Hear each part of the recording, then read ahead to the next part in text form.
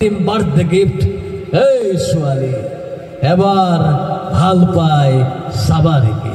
এটা সময়ত সকলো মানুহে বিশ্বাস কৰিছিল, কিন্তু গেলিলিও নামৰ মানুহ এজন আহি পেলাই তেওঁ কি ক'লে যে এইটো মিছা কথা, পৃথিৱীখন ঘূৰি থাকে, সূৰ্যটোহে ৰৈ থাকে। কলেজৰ বাটত আমি দুয়োখন দেখাম, হাতৰ পৰা সৰি পৰিব কিতাপ, এখন এখনকৈ মই তুলি দিম, তাৰপিছত গান, তাৰপিছত প্ৰেম, মাজে মাজে ফাইট।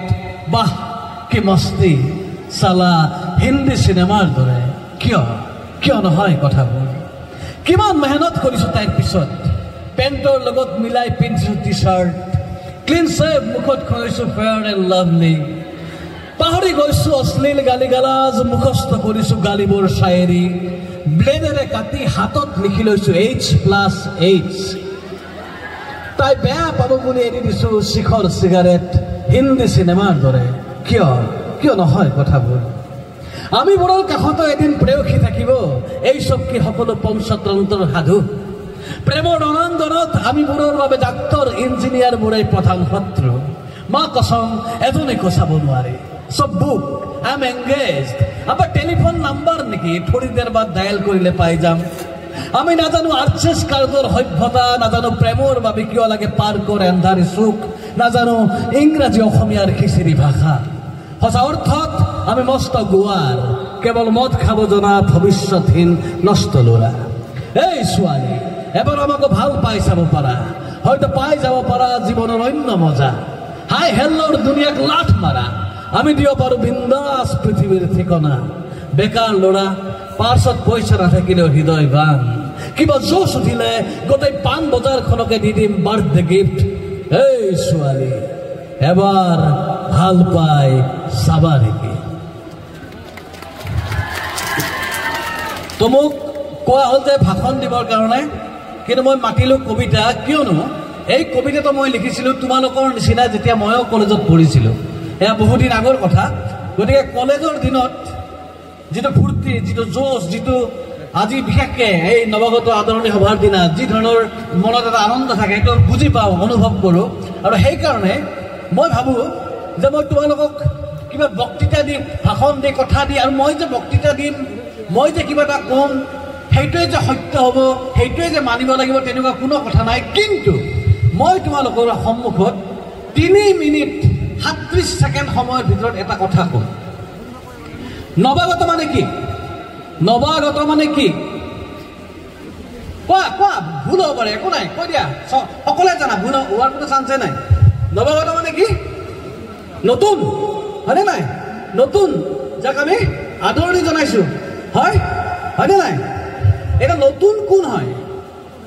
16 বছৰীয়া 17 বছৰীয়া হ'লেই কোনোবা এজন মানুহ নতুন হ'ব পাৰে নে নোৱাৰে? আৰু কেতিয়াবা 70 বছৰীয়া বুঢ়া মানুহ এজনে নতুন হ'ব পাৰে। মই কি ক'ব খুজিছো বুজি পাইছা? এজন 16 বছৰীয়া ল'ৰা বা 16 বছৰীয়া ছোৱালী এজনীও নতুন নহ'ব পাৰে, কিন্তু এজন 80 বছৰীয়া মানুহ, বৃদ্ধ বা এগৰাকী বুঢ়ী মানুহ নতুন হ'ব পাৰে। নতুন সেইজন মানুহে হ'ব পাৰে যিজন মানুহে প্ৰশ্ন কৰে, যাৰ মনত কুৱেশ্যন আছে। আৰু যাৰ মনত প্ৰশ্ন নাই, তেওঁ 16 বছৰীয়াই হওক, তেওঁ 12 বছৰীয়াই হওক, তেওঁ কিন্তু নতুন নহয়।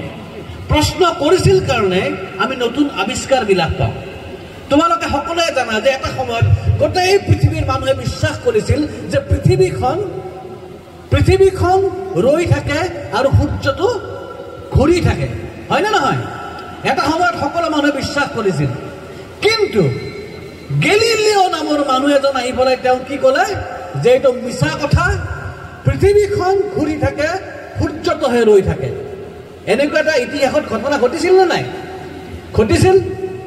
তাৰপিছত তোমালোকে জানা নাই যে গেলিলিওৰ লগত কি হ'ল? গেলিলিওক ৰজাই মাতি আনি ক'লে যে তুমি তোমাৰ কথাটো মিছা বুলি কোৱা, কাৰণ ইমান দিনে গীৰ্জা, ধৰ্ম প্ৰচাৰক, ধৰ্মগুৰু, ৰজা মহাৰজা সকলোৱে মানুহক শিকাই আহিছিলে, সকলো মানুহকে কৈ আহিছিলে যে পৃথিৱীখন ৰৈ থাকে, সূৰ্যটোহে ঘূৰি থাকে। এতিয়া গেলিলিয়ে কৈ দিছে উল্টা কথা। তো গেলিলিয়ে উল্টা কথা কোৱাৰ লগে লগে কি হৈ গ'ল? বাকী চব মানুহ মূৰ্খ হৈ গ'ল নে নাই? তো ৰজাই মাতি আনি ক'লে যে তুমি তোমাৰ কথা উঠাই লোৱা, তুমি কোৱা যে পৃথিৱীখন ৰৈ থাকে, সূৰ্যটো ঘূৰি থাকে, আৰু যদি তুমি নোকোৱা তেতিয়াহ'লে তোমাৰ ডিঙি কাটি দিয়া হ'ব। তাৰপিছত গেলিলিঅই কি কৈছিলে? গেলিলিঅই কৈছিলে যে আপুনিতো ৰজা মানুহ, মহাৰাজ, আপুনি বহুত ডাঙৰ মানুহ, মইতো সাধাৰণ এজন প্ৰজা, মোৰ ডিঙিটো কাটি দিয়াটো কি ডাঙৰ কথা? দা এখন লৈ আহিব, খেচাককে কাটি দিব, ডিঙি মোৰ কি, ইয়াক কান্ধৰ পৰা গৈ মাটিত পৰি থাকিব। কিন্তু তেতিয়াও পৃথিৱীখন ঘূৰিয়েই থাকিব, সূৰ্যটো ৰৈয়েই থাকিব।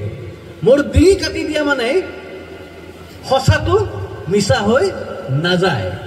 আৰু আজিৰ তাৰিখত বেলেগ কথা বাদ দিয়া, এই মহাবিদ্যালয়ৰ কোনোবা এজন ছাত্ৰ, কোনোবা এগৰাকী ছাত্ৰীয়ে এইটো কথা জানো বিশ্বাস কৰে যে পৃথিৱীখন ৰৈ থাকে, সূৰ্যটোহে ঘূৰি থাকে? কোনোবাই তেনেকে বিশ্বাস কৰে নেকি? হা?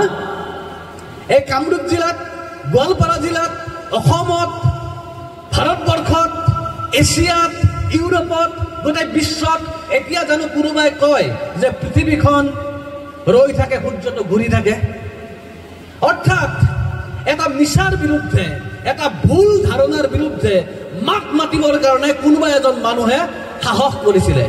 আৰু সাহস কৰাৰ কাৰণে দুদিন দেৰি হ'ব পাৰে, দুবছৰ দেৰি হ'ব পাৰে, এটা দশক দেৰি হ'ব পাৰে, কিন্তু তাৰপিছত লাহে লাহে গোটেই মানুহে আচল সত্যটো গম পাই যায়। অৰ্থাৎ মই ক'ব খোজা কথাটো এইটোৱে যে তোমালোকৰ সকলোৰে মনত প্ৰশ্ন থাকিব লাগে, যেনেকৈ প্ৰশ্ন আছিলে নিউটনৰ যে আপেলটো সৰি পৰিল গছৰ পৰা, কিয় পৰিল? মাটিতে কিয় সৰি পৰিল?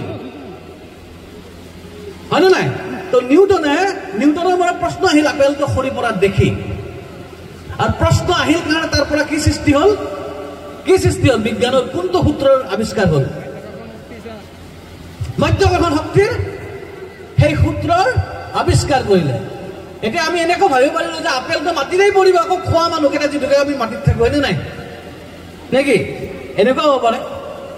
তো মই তোমালোকৰ প্ৰতি অনুৰোধ কৰিম, আজিৰ এই নৱাগত আদৰণি সভাত মই তোমালোকক বিশেষ একো কথা ক'বলৈ নাযাওঁ, তোমালোকে কেৱল প্ৰশ্ন কৰিবলৈ সাহস কৰা। প্ৰশ্ন যে গৈ আছো গাড়ীখনৰ সন্মুখেৰে মেকুৰী এটা পাৰ হৈ গ'ল, তাৰপিছত আমি ৰৈ গ'লো, মেকুৰী সন্মুখেৰে গৈছে, মানে কি? অমংগল। কোনে ক'লে অমংগল? মেকুৰীটোৱে কিবা এন্দুৰ এটা বিচাৰি ক'ৰ পৰা জাপ মাৰি দিলে, সেইখিনি সময়তে তুমি গ'লা, তাৰ কাৰণে যে তুমি অমংগল বুলি ভাবিলা, কোনে তোমাক শিকালে? মেকুৰী এটা সন্মুখেৰে গ'লে অমংগল হ'ব পাৰে নেকি?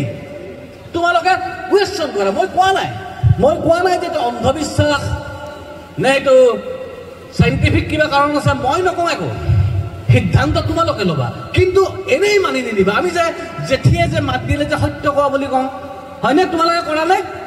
হা? টিক টিক টিককে বজালে সত্য। এতিয়া তোমালোকে মোক এটা কথা কোৱা, তোমালোকে বহুত দিন সঁচা কথা কৈছা, কিন্তু সেইখিনি সময়ত জেঠিয়ে মাতা নাই, এনেকুৱা হৈছে নে নাই? হৈছে। আৰু এনেকুৱা কেতিয়াবা হৈছে নে নাই যে কোনেও আকৌ মুখেৰে মাতাই নাই, কিন্তু জেঠিয়ে মাতিছে? হৈছে নে নাই? কিন্তু আমি সৰুৰ পৰা শিকিলো কি যে জেঠিয়ে মাতিছে মানে কি এইটো কথাটো সত্য, আৰু যদি জেঠিয়ে মাতা নাই তেতিয়াহ'লে অসত্য। এনেকুৱা হ'ব পাৰে নেকি?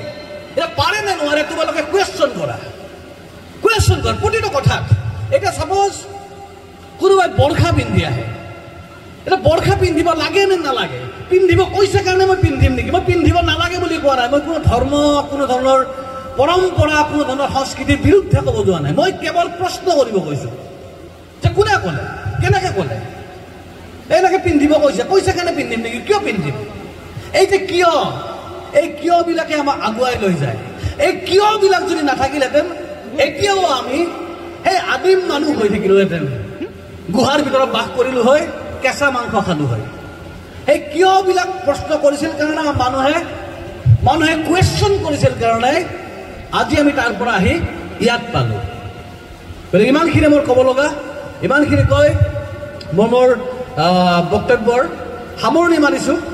আৰু আজি আবেলি তোমালোক আমাৰ সকলোৰে প্ৰিয় গায়ক প্ৰবীণ বৰা আহিব, আৰু প্ৰবীণ বৰা কথা কৈ মোৰ আৰু বেছি ভাল লাগিছে এইকাৰণে যে আমি এখন চিনেমা কৰিছোঁ, চিনেমাখনৰ নাম জয় হনুমান। হনুমান নহয় দেই, হনুমান। Spider-Man, Superman, Hanuman. এই জয় হনুমেন নামৰ চিনেমাখন 18 অক্টোবৰ মানে দুৰ্গা পূজাৰ শেষ হোৱাৰ এসপ্তাহ পিছত সমগ্ৰ অসমত মুক্তি পাব। তাত এটা গান আছে, খুব ধুনীয়া মিঠা ৰোমান্টিক গান এটা, এনে হলে কেনে হয়, নীলাক্ষী নেওগ আৰু প্ৰবীণ বৰাই গাইছে। আৰু গানটো কালি মুকলি হৈছে ইউটিউবত, এনে হলে কেনে হয়। গতিকে তোমালোকে আজি অনুৰোধ কৰিবা মোৰ ফালৰ পৰা প্ৰবীণ বৰাক যে এবাৰ জয় হনুমেনৰ গানটো গাব লাগে বুলি। তো এইটো তোমালোকৰ কাৰণে অনুৰোধ থাকিল। খুব মজা গান, খুব ধুনীয়া গান, শুনি ভাল পাবা। তো এইখিনি হ'ল মোৰ কথা। এইখিনি কৈ মই মোৰ বক্তব্যৰ সামৰণি মাৰিছোঁ আৰু ধন্যবাদ জ্ঞাপন কৰিছোঁ যে আজি এই মঞ্চখনত উপস্থিত থকাৰ কাৰণে মোক সুযোগ দিয়াৰ বাবে, মোক তাৰ যোগ্য বুলি ভবাৰ কাৰণে। আৰু আশা কৰিম আকৌ আমি লগ পাম। ধন্যবাদ।